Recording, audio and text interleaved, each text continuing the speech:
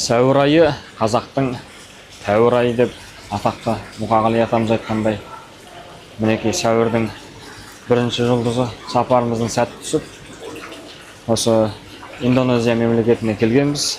Малайзияның көрші мемлекет. Қазір астанасы Жакарта қаласындамыз. Осы жерде 20 неше жыл тұрған ағамыз бар екен, сол кісіге сәлем бере кетейік. Бірінші, екінші елді мекен жерді көрейік деп келгенбіз. Сонымен келеміз десек, ағамыз бір қонақ үй бұйыртып қойған екен. Өте керемет. Сіздерге көрсетіп жіберейін. Мінекей мынау біз тұрып жатқан қонақ үй алдында осындай фонтан. Мына жерде қай жылдың Мерседес екен. Алдына жақ түппен қызық. Балықтар. Балығы тайдай тулаған, бақасы қойдай шулаған. Бірақ бұл балықтар негіз туламайтын балықтар сияқты. Жай-жай жүзіп жүр. Ал енді мына жақ түппен қызық.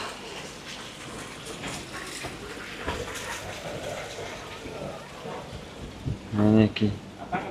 Бұл енді Малайзия, Индонезия сияқты мемлекеттерде, Шығыс Оңтүстік Азияда қонақ үйлерде осындай суға жүзу көлшіктері болуы, қонақ үйде ғана емес, әдеттегі тұрғындардың да семьялығында осындай суға жүзу көлшіктері, дене шынықтыру үйлері болады. Қазір адам азайып қалды, бағана көп еді. Негізі Индонезия әлем күйінше 4-ші орында тұрады жан саны жағынан. Аз кішкентай көлшіктің өзіне мындай қалың адам жиналып отыр. Бағана мынаның 10 есесіндей болатын. Ауа райы әзір жақсы болып тұр, аз-аз жаңбыр жауып тұр ғой, сегіз келеді. Сәуір болмай, тәуір болмайды деп, былтыр сәуір айында сапарымыздың сәті Сингапур еліне түсіп еді. Мінекей биыл Индонезия еліндеміз.